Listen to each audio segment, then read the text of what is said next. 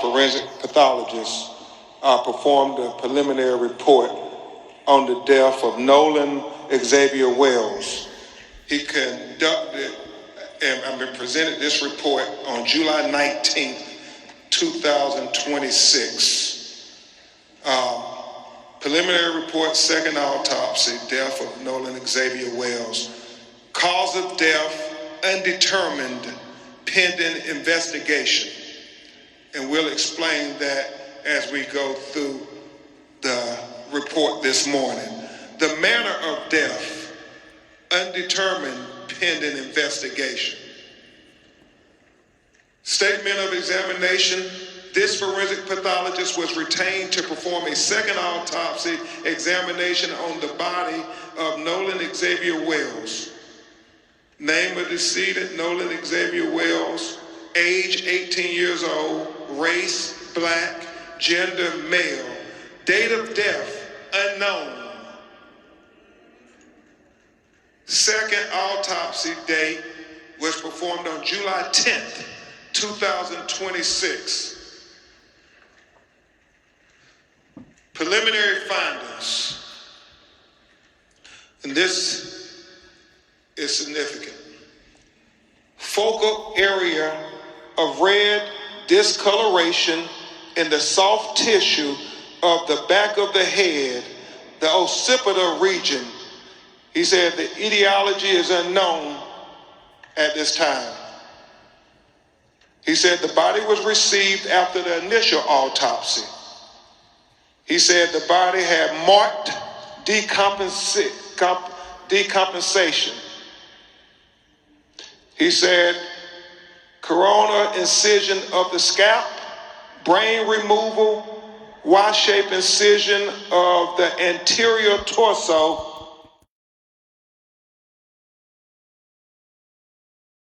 An independent forensic pathologist has 7 outstanding questions following his autopsy on 18-year-old Nolan Wells. He wrote, based on his findings, the cause of the Mississippi teen's death is undetermined pending an investigation. Now, the report noted several limitations, including a lack of access to Wells's body in the immediate aftermath of his death, and a lack of access to some parts of Wells's body, which remain with officials in Mississippi, especially his throat, as they're also working through an official medical examiner's report. Now, they did highlight red discoloration, which you could see right here behind Nolan's head, though even that was inconclusive because there were no signs of lacerations or skull fractures, but enough to request further investigation. Now, a major clue in all of this could be what the toxicology report shows. The state's medical examiner's office told us today, calling for the public's patience and to avoid assumptions, as this is an analysis that could take weeks, especially considering all the moving parts and agencies. New information is what Wells's family is asking for, as the pressure online and certainly in the community is ramping up on authorities in Mississippi to say something. This is only another part of the puzzle. And even though it tells us significant information, we still have more questions than we have answers at this time. And we should point out, all of this will eventually be presented to a grand jury in Jackson County. Again, that isn't unprecedented either, as that group will determine whether criminal charges could or should be presented in this case.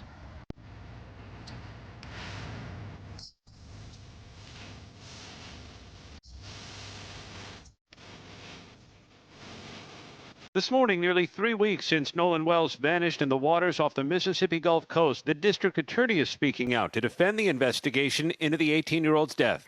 Nolan's family deserves answers, and our community deserves answers. While his family and his community are clamoring for answers, District Attorney Angel Myers-McElrath says Wells's case is being handled the same way as every death investigation.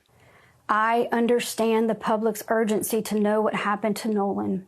But we are not taking time for time's sake. We are taking the time required to complete the work this investigation demands. She met last week with Wells's parents, who pledged to allow investigators to examine his phone, which he left behind in a boat during a July 4th trip with friends to Horn Island. Few details have been released, but the district attorney says that's by design.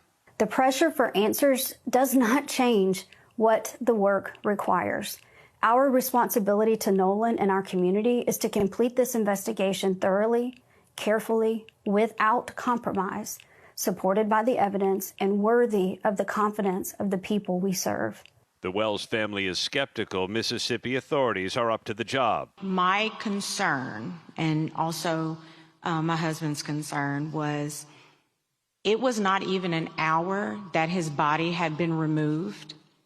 And the sheriff came out and said, this is, accidental drowning. We don't think there's foul play. Sources tell ABC News Wells's body was found face down on the water, consistent with drowning. An autopsy the family commission said the cause and manner of the 18-year-old's death was undetermined. The results of the state's official autopsy are still pending. The district attorney is pleading for patience, hoping to convince the public that protecting the integrity of the investigation will allow the truth to be known with confidence. Rebecca? Something. Medical examiner might need the throat to figure out what happened. I mean, Joe Scott, it's on fire, claims that Nolan Wells had been lynched, that he had been strangled, asphyxiated. Do I believe a lynching occurred? No, I do not believe that. But I do know I need to see the neck. Yeah, and let me tell you where the neck is. Or the organs of the neck, as it's referred to. These neck structures are actually being held by the Mississippi State Medical Examiner's Office, and they don't just arbitrarily hold things like this, Nancy. This is something that would commonly go with the body when the body is released. So I deduce the fact that they have seen something there that they're trying to hold on to from an evidentiary value. Remember, the state still has an ongoing investigation in this case, and they see evidentiary value in this. And yes, I know that the second autopsy prosector up in D.C. would have liked to have seen this, but he understands this, why they would retain it. And it is being retained, I can promise you that, as are other tissue samples. But the problem is that when you get into these structures in the neck, one of the things you're trying to assess is, was this a drowning? Also, is there any kind of trauma? If people will just put their hands right here in the midline of your neck, you'll feel that kind of cartilaginous body there. That's cartilage, right? That can be fractured. Need I remind you, Epstein, right? So you have to examine this. Also, here's our word, Nancy. They're talking about the hyoid is missing as well. So they don't have that. Show me Joe Scott Morgan, because show me Joe Scott. You and I, hyoid, we know what it is because you and I have handled a ton of asphyxiation, ligature, manual strangulations, you name it. Hyoid, explain. So delicate.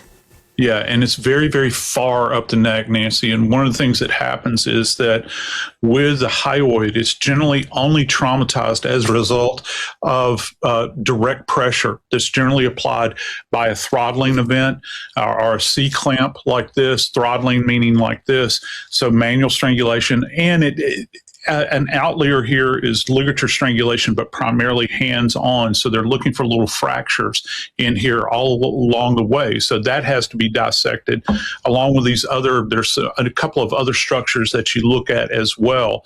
They've held on to this for some. Oh my God, y'all. The Nolan Wells story just got even deeper. Guess who he was kin to?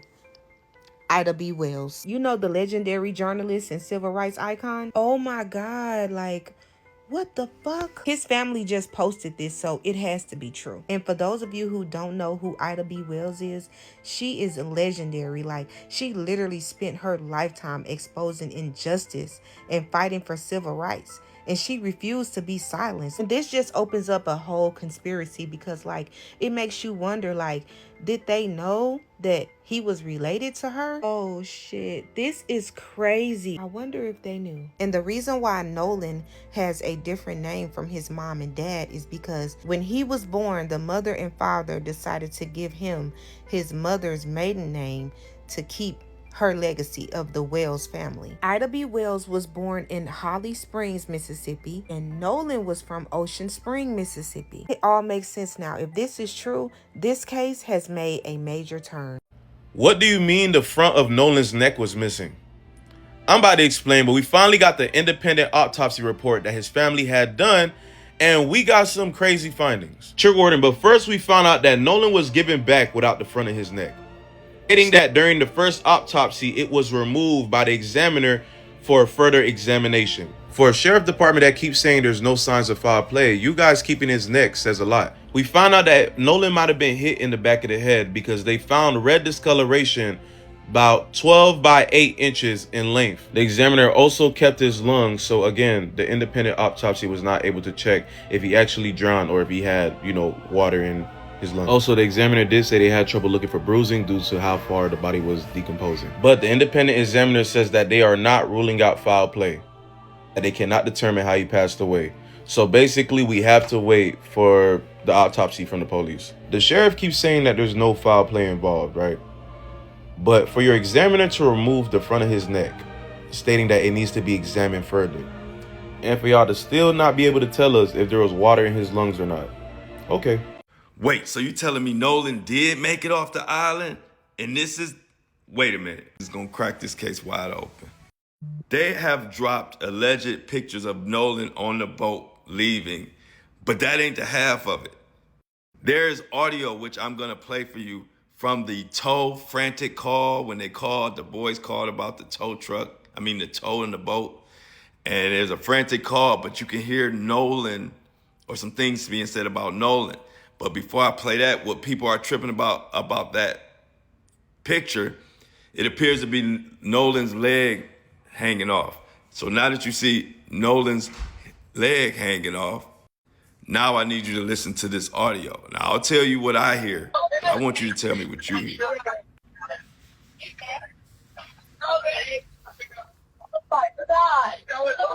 Detail assistant, Vicky speaking. Is he dead? Nolan, oh my God, Nolan, don't die. Wake up, it's all kind of stuff. Now, allegedly, that's Warren over there too. This is footage of Nolan, maybe his last breath, I don't know. But between this leg, this picture, and this audio, social media is in a frenzy, and I don't like it. What if I told you? I hear Nolan is about to die. I hear a little young lady talking. I hear...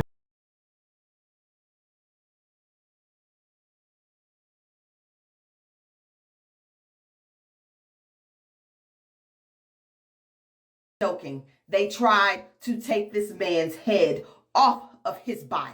As we're speaking right now, Lonn Hartman is fighting for his life in the ICU. And local and state police have not taken action. When Eric tried to take the mother of Lonn Hartman to the police station gaslighted the fuck out of him. And had previously told Eric that if the mother is not present, I can't give you no information. So he brought the mom. And guess what the police station did?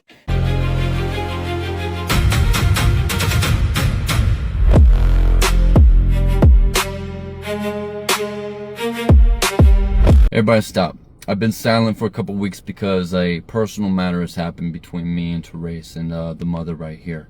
And one of Therese's long friends and the mother's son was at a festival with a population of 98% white here in Petoskey, right? Michigan.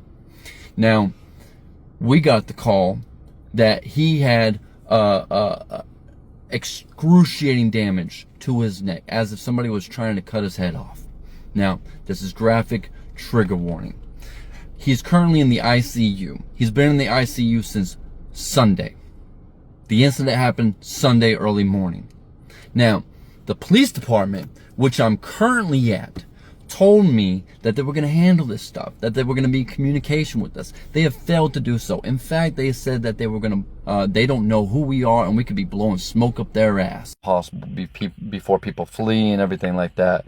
Sure, but at the same time, I don't know what your credentials are. I don't know if you could just be blowing a bunch of smoke. It is now 2:09 p.m. The office closes at 4 p.m. and I'm going to show you that as well. And I told them I was going to bring the mother, and they locked the goddamn doors. Yeah. If you're not direct family, And his mother, who is direct family, told me and my girl in there to investigate. well, then she has to give permission for us to talk to you. That's fine. We could do that. We've already done that, but we could do it Get again. any permission? Like, we have to get permission from her. Before that happens, we cannot give you Okay, any so if I bring the mother right here and I tell her, If you have her get a hold of Babcock and bring her in and talk to him. they aren't taking care of this seriously. Now, Daryl, fantastic man. All right, y'all. Happy Thanksgiving. We got Eric Stone in the driver's seat. We got T. Gagne back there. We need your guys' help. We need you guys to blow them the fuck up, because here we have another incident of a black man going to an all-white event, and now he's on his deathbed, and we're fighting. He's fighting in the goddamn bed, and he's getting by. So I need you guys to fight for me and fight for Therese and the mother. Please comment, send them emails, call them, do everything you gotta do. We need you. I love y'all. Deuces. Lonn Hartman was nearly decapitated at Bliss Festival in Petoskey, Michigan last weekend, and nobody's talking about it. And in fact, the police, the sheriff's office, locked the doors on the mom when she tried to come up there and talk about the situation with them. Trigger warning, because I am going to include pictures of Lonn Hartman and his current state. His friends and family are reporting that he is currently in the ICU. He's in critical condition and he's fighting for his life. His friend Eric Stone got online telling the story and asking people for help because the police have not been helping in the situation and they have just been running the family around. Eric says that Lonn went to Bliss Festival and it was a 98% Caucasian festival. At one point, someone came in his tent and attacked him, and they literally tried to decapitate that man. Eric and another one of Lonn's friends were in contact with the police while I guess Lonn's mom was at the hospital with him, and basically the police were running them around and were like, oh, well, you guys could be blowing smoke up our ass with the story. Like, we don't know how you guys are connected to it. We need to get in contact with the parents. So they came back with the mom, and when they came back with the mom, the sheriff's office had their doors locked at 2 p.m. despite the sheriff's office supposedly closing at 4 p.m. Keep in mind, this happened in northern Michigan. One thing I know about Michigan, northern Michigan specifically, is I've always heard it's like damn near a sundown town, okay? Like, we do not play about those parts over there. And for black people, biracial people, because people are saying that Lonn is biracial, if you are any sort of black, okay, babe, you need to understand it is not safe for you to be around those people. We need to all acknowledge this and move accordingly. We are going to keep seeing these attacks on black people as long as we continue to put ourselves in those spaces. They're not gonna fucking change. History shows that, okay? And a big part of the reason they are not changing is because look at what happens when they commit these heinous crimes. The sheriff's office literally locked the doors on the victim's mother. These people are running wild because they can. Y'all need to lock the fuck in and realize it is not safe out here. It has never been, but I feel like right now is really not the time to be playing around and to be taking a chance. I would not risk it at all. I don't want to be nowhere where it's 98% white people. As black people, I think it's so important for us to take care of ourselves right now and to water our own community. We need to be locked in with each other right now more than ever, because I think it's very clear what the agenda is behind all this shit that has been going on. There's only so much disrespect. There's only so much violence. There's only so much people can take, and people are aware of that. So they are going to keep picking and picking and picking. They're poking the bear. They want a reaction. They want a response. They want this shit to escalate. That's what it's giving. And I think the best thing that we can do is to just fully remove ourselves and to just pour into one another. As long as we continue to put ourselves in those spaces, we are going to continue to show up unalived. It's not going to stop. It's not going to stop. And the fact that no news articles are talking about it, no one is being held responsible. I haven't heard of any arrests that have been made. Like, y'all, it's right in your face. Y'all just gotta lock in, because this shit is crazy. I am sending all of my thoughts and prayers to Lonn's family. I hope that he can make it, and I hope that they can make it through this hard time. This is such a sad, sick situation.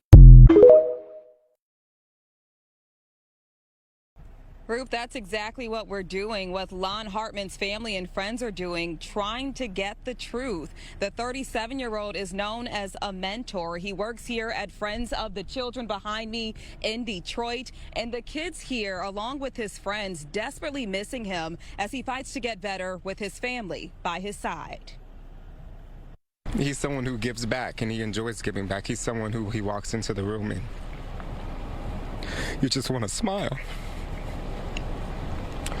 And I'm glad he's better, but I just wish I never had to see him in that space. There's a continuous space of seeing that be the outcome. A young black man isolated, predominantly white area, it doesn't usually end up well for him. Do I know why this happened? No. Do I know who did it? No. But is there a consistent, similar space in this? I think everybody can see that. That he's human. He didn't deserve it. And I hope he makes it out of it. Lonn's family, along with his best friend and her partner, have been by his side as he recovers at a hospital up north. They gave us an update on his condition and why they believe this was a hate crime. He had a procedure done a couple of days ago, and he's doing really well. They're saying that the healing that he's doing has been really great, but, you know, to be honest, a lot of it's kind of up in the air. The fact that this festival was mass majority white, the fact that the organizers are all white, the fact that nobody in this town has cared and that locals have told us how this community actually is. He told us who did this, so we know who did this. The individuals were Caucasian, so we believe it's a hate crime and also potentially a crime of passion. And I told him, I said, hey, I got an update for you. I said, your kids miss you, and they want you to know they miss Mr. Lonn. And as soon as I said that, tears just start streaming down his face. Even in the hospital bed, he's thinking about his kids. Lonn is still communicating through blinks, but now he's able to nod, so there's been a little bit of progress there. They're hoping he's able to make a full recovery. They say there's been no communication with police or festival organizers since this happened 2 weeks ago. As that investigation continues, they don't know where that investigation stands, and they're still hoping for some answers here. The Emmett County Sheriff's Office actively investigating a serious injury that happened at Bliss Fest in Emmett County. The sheriff says that Lonn Hartman sustained severe lacerations in the neck area. Bliss Fest took place July 10th through the 12th in Harbor Springs. The sheriff said investigators are following leads and collecting evidence. According to the sheriff's office, items collected were taken to the Michigan State Police Crime Lab for processing.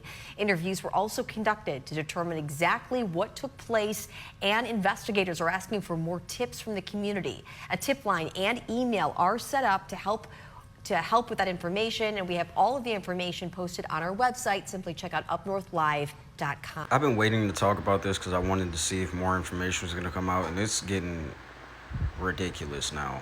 So Lonn Hartman, black man, and no, I don't care about he was mixed. Actually, shut the hell up. A black man went to Bliss Fest in Petrosky, Michigan, and he was found in his tent with a large laceration, if you let them tell it, to his neck area. Now, what happened is somebody tried to take this man's head off, literally tried to decapitate this man. That's the fact of the matter. He even sent a message not long before he was attacked, telling one of his friends that he felt unsafe. Now, Bliss Fest, the demographic of Bliss Fest, is overwhelmingly Caucasian. So the family says this is very obviously a hate crime in their mind, in anybody's mind who has half a brain cell. But you know what the sheriff's office says? It is undetermined whether the man's injuries are self-inflicted or the result of an altercation involving another individual. I don't know about you, but I ain't never met nobody that tried to cut their own head off. I don't know. That just doesn't seem normal. This shit is absolutely insane. Not to mention the fact that I saw a video of this man with this boy's mother trying to get information from the sheriff's office that they would not give him, even though the mother directly asked him to investigate because she did not believe what the sheriff's office was telling her, the little bit of information that they were giving her. So he goes to try to get more information. They won't give it to him. He tries to come back with the mother, and the sheriff closed their office doors, locked them so they couldn't get in. Even after they had told him, yes, if you go get her and come back with her, then we can release the information to you. At this point, if you still do not think black people are being hunted in the United States, you are severely deluded. And black people, please, for the love of God, stop going to places where you are overwhelmingly surrounded by white people. Because where has that ever been safe for us? And we shouldn't even be surprised that they're trying to say that this might be self-inflicted. Look at the whole Kendra Johnson case. That just got reopened. That happened in 2013. They found that boy in a wrestling mat. Organs replaced by newspaper. And they ruled that as a suicide. Until recently. These people do not have our best interests at heart. Never have, never will. Protect yourself at all times. Period. Okay, so I'm jumping on today to talk about Lonn Hartman. Now, normally everything relates to my teenage brother, Keith Warren, was found strung up on a tree in Montgomery County, Maryland, and the fight for justice and accountability in his death. But today, this hit home for me. So I want to try to get a message to the family. Be mindful of statute of limitations when it comes to civil rights lawsuits in that state. So depending on how the police do or do not do their job, the family's only legal recourse may be a civil rights lawsuit that its due process wasn't honored or it was violated in this case. And so therefore, they may not have any other way of getting justice in a court. And what police will do, they will stall you out so that you will lose that window. And that will be the only legal recourse, because we don't have due process when it comes to qualified immunity within law enforcement. And that goes to my point about the George Floyd Justice and Policing Act. So if you know the family, they can reach out to me directly. Look it up. It's called statute of limitations. This is an issue, and I do want that family to receive justice. I want Mr. Hartman to receive justice, and if there's anything I can do to help, I'm here. The sad thing is, because I'm getting more information about this Lonn Hartman story, from what I hear, he is awake. Probably talking to investigators, so not much information is being relayed to us. The mother this time in this case had a white man go up to the police department because they had already done this process and gotten clearance to basically have him be the go-between, because again, we can't trust police. But now all of a sudden they refuse to work with the family and are pretty much the usual, being very tight-lipped about what happened. All I gotta say is things will be much easier if y'all stop hiding shit from us. We always find out in the end, and it's much worse for you.